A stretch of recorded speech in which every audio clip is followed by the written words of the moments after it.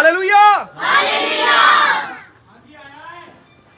बड़ी खूबसूरत बातें आज खुदा के कलाम में करूंगा, तो मेरे साथ खुदावंद के कलाम में से हवाला निकालिए। खुदावंद के कलाम में से मत्ती की इंजील 25 बाब 19 आयत खुदावंद के कलाम में से।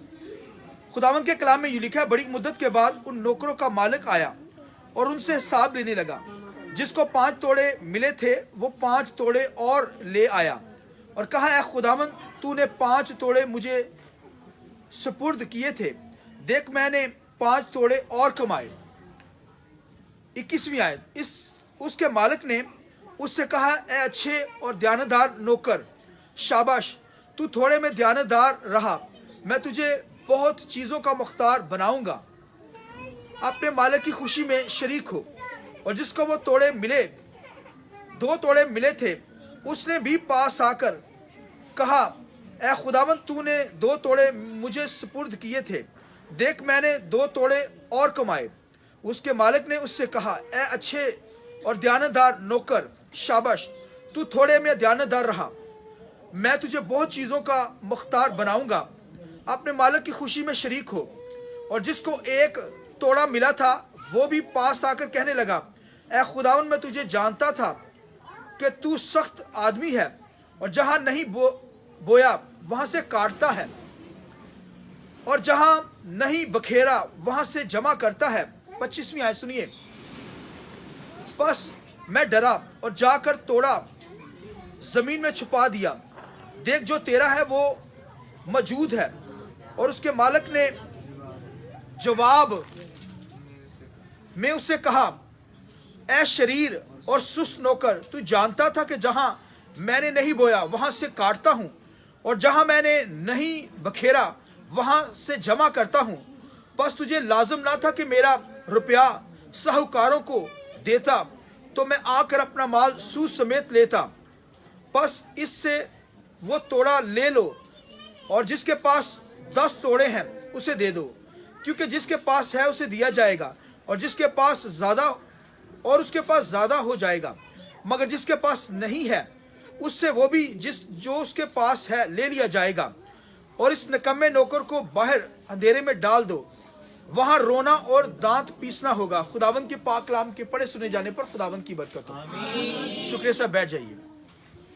आप सब जानते हैं कि आज साल का जो है लास्ट दिन है, आखिरी दिन में हम हैं और खुशी की बात यह है कि 2024 का आखिरी दिन और आखिरी घंटों के अंदर हम बैठे हैं खुदा की हज़ूरी में।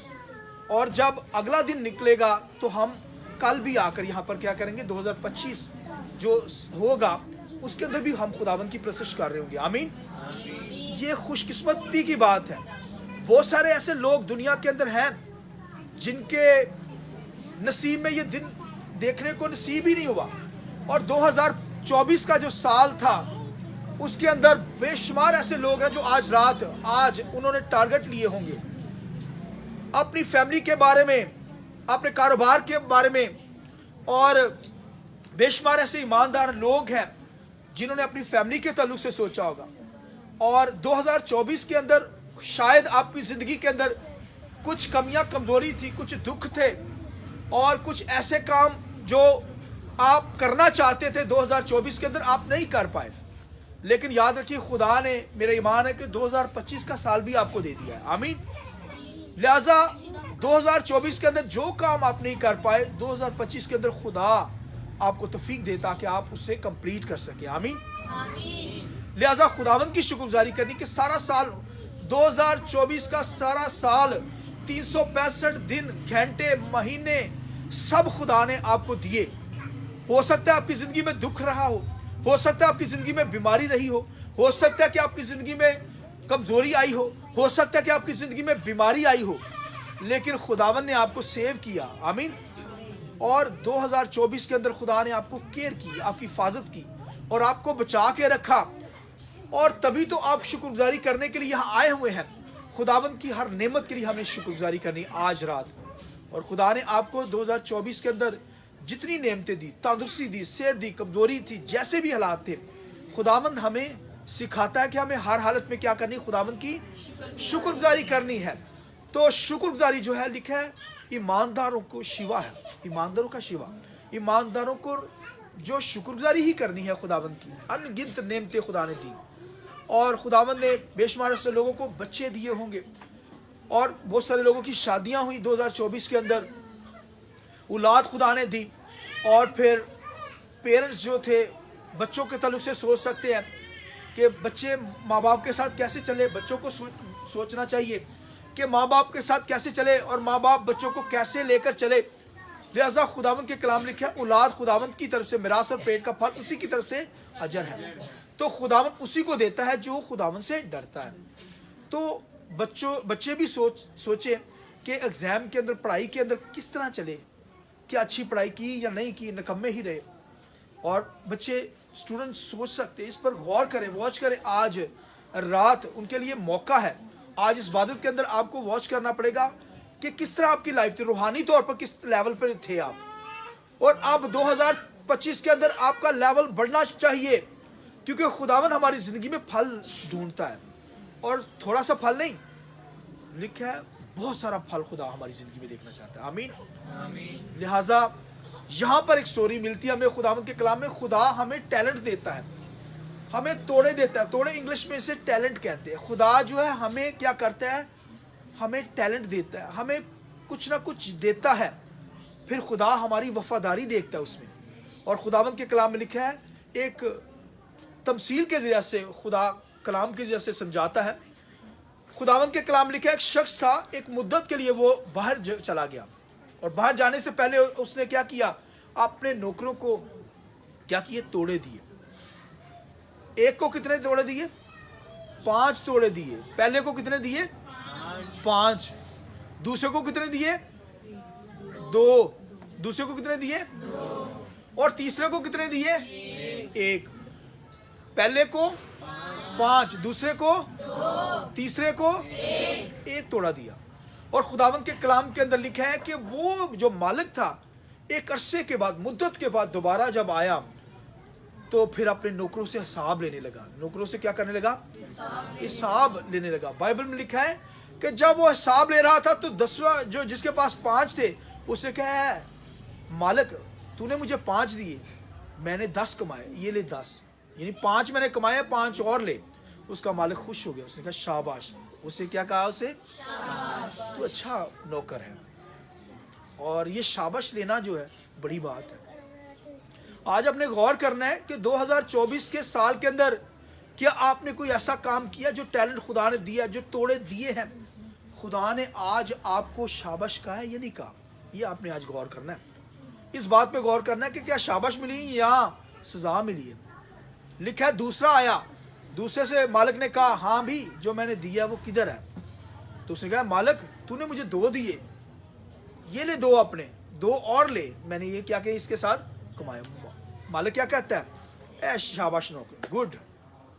उस नौकर को भी क्या कहता है? शाबाश। आमीन।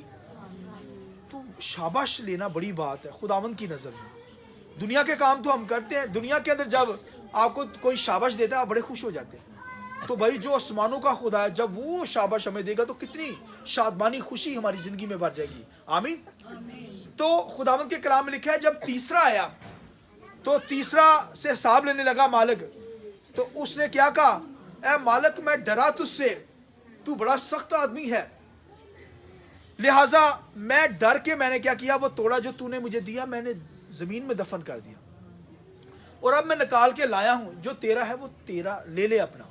उसने कहा, ए सुस्त नौकर, तेरा काम था तू जाके साहूकारों को ये देता तो मैं उनसे सूद समेत रिसीव करता। लिहाजा खुदावंद के कलाम लिखा है, मालिक ने कहा कि इसके हाथ पांव बांधो और इससे क्या कर दो, तरीकी में, इसे डार्क कमरे में फेंक दो, इसके हाथ पांव बांधो, इसकी सजा, पनिशमेंट। और लिखा है जिसके पास थोड़ा, जो 1 था उसे 10 वाले को दे दो। इसके अंदर क्या लिखा है कि जिसके पास है उससे और दिया जाएगा, और जिसके पास नहीं उससे वो भी। मतलब जो खुदा आपको बरकतें देता है, नेमतें देता है, कुछ को औलाद देता है, औलाद नकम्मी निकले, खुदा की हजूरी में ना ला पाए, तो फिर हिसाब तो देना पड़ेगा। फिर तो नकम्मे और सुस्त नौकरी कहलाएंगे। और अगर खुदा की हजूरी में सारा साल ले आए हैं बच्चों को, अपने खावंद को भी ले आए हैं, बीवी भी आ गई है, तो फिर खुदा क्या कहता है? शाबाश। क्या हमें देता है? शाबाश मेरे नौकरों, बच्चों, शाबाश देता है। तो पढ़ाई के तल्लुक से आप कैसे देख सकते हैं? दुनिया के अंदर खुदा ने आपको ज़िंदगी दी, खाने के लिए रोटी दी, नेमतें देता रहा, तो कभी किसी को गरीब की भी मदद की? रुपया पैसा खुदा ने दिया, किसी की हेल्प की? नहीं दी की। तो अपनी ज़िंदगी पे वॉच करें, तो खुदा शाबाश कहेगा या कहेगा सुस्त नौकर, इसके हाथों पाँव को बांधो और इससे जहन्नम में डाल दो। तो याद रखिए, खुदा ने भी हमें टैलेंट दे रखे हैं।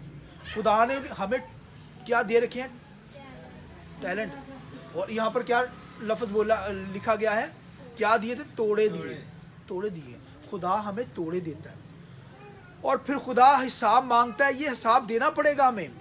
जो जो खुदा ने दिया है, अगर रुपया पैसा दिया तो उसका भी हिसाब देना पड़ेगा। औलाद दी गई है, खुदा ने दी है, तो उसका भी हिसाब देना पड़ेगा। कोई नेमत दी है, उसका भी हिसाब। रूहानी तौर पर खुदा ने अगर आपको गाने की नेमत दी है, तो अगर खुदावंद की वर्शिप 2024 के अंदर नहीं की, तो भाई इसका हिसाब देना पड़ेगा, फिर नकम्मे नौकरी कराएंगे। तो अगर सारा साल खुदावंद की वर्शिप की है, तो खुदा कहेगा है मेरे शाबाश। क्या करेगा?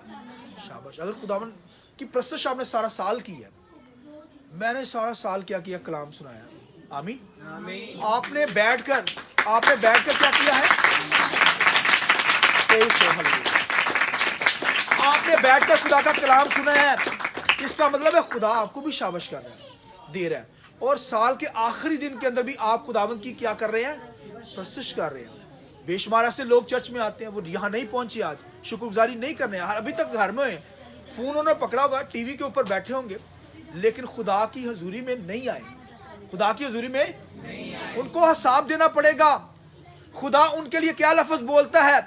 क्या लफ्ज कसता है? ए सुस्त नौकर लफ्ज इस्तेमाल करता है। सुस्त और नकम्मा नौकर, नकम्मा भी साथ लिखा हुआ है, सुस्त और भाई क्या मसला है? आराम ना बैठ जा। तो खुदावंद के कलाम के अंदर लिखा है कि खुदा हमें क्या देता है? तोड़े देता है। क्या देता है? और टैलेंट देता है। और अगर उसमें वफादार है, उसमें ध्यानदार निकलेंगे, लिखा ध्यानदार नौकर हमें बनना है। ध्यानदार निकले हैं तो फिर खुदा हमें शाबाश देता है। और अगर ध्यानदार नहीं रहे खिदमत के अंदर, तो फिर हमारे लिए सुस्त और नकम्मा नौकर हम कहलाएंगे। लिहाजा 2024 का आखिरी साल, कुछ लम्हे के बाद 2025 का साल चढ़ जाएगा, और इस साल के अंदर हमें शुक्रगुजारी करनी है, गौर करना है, टारगेट लेने हैं, रूहानी तौर पर खुदावंद की प्रशंसा करेंगे। या खुदा तेरी दुआ के अंदर आपने कहना है, अभी अपने आप को खुदा के ताबे करना। अगर सारा साल खुदा के साथ नहीं चल पाए, तो आज से टारगेट लिए, कहिए खुदावंद मैं तेरे साथ चलूंगा, मैं दुआ बंदगी के अंदर आऊंगा, मैं मंगल की इबादत में आया करूंगा। नहीं आ सके तो कहिए, वादा करिए खुदा के साथ। आपने करने हैं आज वादे खुदा के साथ, टारगेट लेने हैं कि खुदावंदा हर संडे को मैं यहाँ पर पहुंचूंगा, तेरे कलाम को सुनूंगा। खुदावंदा तूने मुझे सेहत याबी बख्शी, तंदुरुस्ती बख्शी, मैं दुनिया के अंदर कामों के अंदर ही वक्त गुजारता रहा। खुदा के कलाम लिखा है 6 दिन काम काज कर, 7वें दिन मेरी क्या कर पाए या नहीं पाए? अगर की है, कोई छुट्टी नहीं है, तो खुदावंद क्या कहता है? एक लफ्ज शाबाश। क्या कहता है? गुड नौकर। तो अगर आप नहीं चल पाए, तो फिर खुदा क्या कहता है? नकम्मा और सुस्त नौकर। तो लिहाजा हमें खुदावंद की वर्शिप करनी है। खुदा ने 2024 का साल दिया, अगर सुस्ती काली थी तो फिर आज तौबा करने की जरूरत है। अगर कोई गुनाह के अंदर थे, अगर कोई मुश्किल के अंदर, गुनाह के अंदर आपने जिंदगी बसर किया है, तो फिर माफी मांग सकते हैं। आज का वक्त माफी मांगने का, माफी मांगकर बहाल हो सकते हैं। माफी मांगेंगे, खुदा हमें बहाल करेगा। आमीन। तो माफी नहीं मांगेंगे तो गुनाह कायम रहेंगे। लिहाजा 2024 का साल के अंदर खुदा ने आपको संभाला, से तंदुरुस्ती दी। बेशक दुख भी आए होंगे, लेकिन खुदा अपने लोगों को पर दुख आने देता है ताकि क्या करे? इंसान को स्ट्रॉन्ग करे, ईमानदार को मजबूत करे। लिहाजा खुदावंद की हमें शुक्रगुजारी करनी है। आज 2024 का आखिरी दिन, आखिरी लम्हे हैं। इजराइल के अंदर जब साल शुरू होता था तो शाम के 6 बजे स्टार्ट हो जाता है इजराइल के अंदर, मगर हमारा तो यहाँ पर 12 बजे स्टार्ट होता है, लेकिन इजराइल के अंदर 6 बजे से दिन स्टार्ट होता है। यानी अगला दिन 6 बजे, शाम 6 बजे से शुरू हो जाता था अगला दिन। तो उनका तो भाई 6 बजे के बाद यानी अभी उनका स्टार्ट हो गया है नया साल, हालेलुया। हम उनके साथ खुदावंद की वर्शिप कर रहे हैं। तो कहने का मकसद है 2012 जब 12 बज जाएंगे तो फिर 2025 का साल का आगाज़ हो जाएगा। लिहाजा हमें 2024 के आखिरी दिन भी प्रोसेस करनी है, 2025 के अंदर भी यहाँ पर इकट्ठे होकर खुदावंद के नाम को जलाल देना। अच्छा, छोटी सी एक और बात बताऊंगा, सुनिए। खुदा हमसे प्यार करता है या नहीं करता? बड़ी मोहब्बत करता है, और हमसे इतना प्यार करता है कि हम जब दुनिया में खो जाते हैं तो खुदा हमें क्या करता है? तलाश करता है। खुदा हमें क्या करता है? खुदावंद के कलाम के अंदर लिखा है, दाऊद जो था वो गुनाह के अंदर घिर गया। लिखा है उसने बदी की, बदकारी की, और लिखा है कि बदकारी करके भूल गया, दुनिया में चला गया दाऊद बादशाह। और लिखा है कि नातन नबी उसके पास आया। सुनिए, बड़ी खूबसूरत बात है। नातन नबी उसके पास आकर कहता है कि बादशाह दाऊद, एक बात आपसे करनी है। वो उससे डिस्कस करता है, कहता है कि एक शख्स था, उसकी कितनी भेड़ें थी? कहते हैं 100 भेड़ें थी। कितनी भेड़ें? 100। और एक शख्स की एक ही भेड़ थी, और बादशाह जो तो बड़ा अमीर आदमी था उसके पास 100 भेड़ें थी, और उसके घर में मेहमान आ गया तो उसने 100 भेड़ों को छोड़कर उसने जिसकी एक भेड़ थी उससे जबरन ले ली और उससे क्या किया? ज़िबा कर लिया। तो ऐ बादशाह तू बता, 100 भेड़ें थी उसकी, तो उसने 100 को छोड़ के उस जो शख्स की एक भेड़ थी उससे जबरन छीन कर उससे अपने मेहमान को खिला दी, तो उसके लिए क्या सजा होनी चाहिए? बादशाह सलामत जो था दाऊद, वो उठ खड़ा हुआ, उसने कहा वो सजा के लायक है, मौत के लायक है। उसने कहा उसको तो मार देना चाहिए। नातन नबी वहां खड़ा हुआ, उसने कहा, नातन नबी ने कहा, दाऊद वो शख्स तू है, मतलब तेरी इतनी बीवियां, तूने क्या किया है? तूने हत्ती ओरिया की बीवी को लेकर बदकारी की उससे। तो उसने कहा, वो फिर खुदावंद के कलाम लिखा, उसने आंसू बहाए, वो भूला हुआ था। नातन नबी ने आकर उसका ज़हन खोला, उसने कहा तू गुनाह के अंदर है, माफ़ी मांग ले। फिर खुदावंद के कलाम लिखा, उसने माफ़ी मांगी खुदा के सामने, आंसू बहाया, रोता रहा, तब जाकर खुदा ने उसे क्या किया? माफ़ किया। और बाइबल में ये भी लिखा हुआ है कि खुदावंद के कलाम में एक तमसील बताई गई कि एक शख्स की 100 भेड़ें थी, और 100 में से एक भेड़ जो थी गुम गई। एक भेड़ किधर चली गई? उसने सारी भेड़ों को इकट्ठा किया तो एक भेड़ नहीं थी। तो खुदावंद के कलाम में लिखा है कि उसने क्या, उसे फिक्र पड़ गई, उसने कहा एक भेड़ किधर चली गई? बाइबल में लिखा है कि उसने फौरन क्या किया? भेड़ का लिबास पहना, और लिखा है भेड़ की आवाज निकाल कर वो जंगल के जगह जगह कोने पे जाना शुरू हो गया, जंगल के अंदर, और आवाजें लगाने लगा भेड़ों की तरह। और लिखा है उसकी भेड़ जो थी एक जगह पे फंसी हुई थी, झाड़ियों में फंसी थी। कहाँ फंसी हुई थी? झाड़ियों में फंसी हुई थी। और लिखा है कि उस मालिक ने क्या किया? उसे झाड़ियों में से निकाला, और फिर उसके जख्मों को क्या किया? धोया, उससे मरहम पट्टी, उसकी पट्टी की, और लिखा है उसे लेकर भेड़ खाना के अंदर छोड़ दिया। कितनी खुशी उसने मनाई, भेड़ खाना के अंदर ले आया, उसने तलाश कर लिया। तो यीशु मसीह जो है वो भाई खोई हुई भेड़ों को लेने के लिए आया। यीशु मसीह हमारा अच्छा चरवाहा है। यीशु मसीह क्या है? हमारा बाइबल में लिखा है वो अच्छा चरवाहा है, हम उसकी भेड़ें हैं। जब खो जाती है तो खुदावंद के कलाम लिखा है वो हमें तलाश करता है, और उसने ऐसी तलाश हमारी की, ऐसी तलाश की कि उसने हमारा ही जिस्म अपने ऊपर लिया, इंसान बनकर दुनिया में आ गया, और खुदावंद के कलाम लिखा हमें बचाने की खातिर वो दुनिया में आया। और हम गुनाहों के अंदर थे, गुनाहों की झाड़ियों में फंसे हुए थे, बदकारी की झाड़ियों में फंसे हुए थे, लालच की झाड़ियों में फंसे हुए थे। दौलत का लालच था हमारी जिंदगी के अंदर, गुनाह था, बदकारी थी, नापाकी थी हमारी जिंदगी के अंदर। लिखा वो खुद इंसान बनकर, भेड़ का लिबास पहनकर इंसान बनकर आ गया ताकि हमें वो बचा सके। और खुदा के कलाम लिखा वो अच्छा चरवाहा आया और हमें क्या किया? उसने बचाया। लिखा है अच्छा चरवाहा क्या करता? अपनी भेड़ों के लिए जान देता। उसने जान भी दी। लिखा है अपनी भेड़ जब मिल जाती है तो लिखा है यीशु मसीह अपने कंधों पर उसे बिठाकर भेड़ खाना के अंदर लेकर। आइए जोरदार तालियां खुदा के लिए। हालेलुया। वो ऐसा चरवाहा है जो कंधों पर उठाकर हमें लाता है, झोली में उठाकर लाता है, हम जैसे भी हों। लिखा है उस मरहम पट्टी करता है, क्या करता है? जख्मों को धो देता है। भाई हमारी जिंदगी पर तो जख्म थे, हम घायल थे, गुनाह ने हमारी मत मारी हुई थी, लेकिन खुदा ने हमें अक्ल दी, शऊर दिया, हमें बचा लिया दुनिया के झाड़ियों से, दुनिया के गुनाहों से, बचाने के लिए यीशु मसीह आया और आज हमें अपनी ज़िंदगी खुदावंद के नाम देनी है। आमीन। वो भेड़ खाना के अंदर भेड़ों को ले आता है। भेड़ खाना कौन सा है? भेड़ खाना जहाँ पे भेड़ें इकट्ठी होती हैं। ये चर्च है भाइयों, यहाँ पर वो हमें ले आया है। हम तो खोई हुई भेड़ें थी, वो हमें निकाल कर तलाश करके अपनी हुजूरी में ले आया। आमीन। ताकि हम उसकी वर्शिप कर सकें। आमीन। आइए अपने सर को झुकाएंगे, आंखें बंद करेंगे और खुदावंद की वर्शिप करेंगे। आंखें बंद कीजिए थोड़ी देर के लिए, आंखें बंद कीजिए और खुदावंद के नाम को जलाल देना शुरू कीजिए। ये वक्त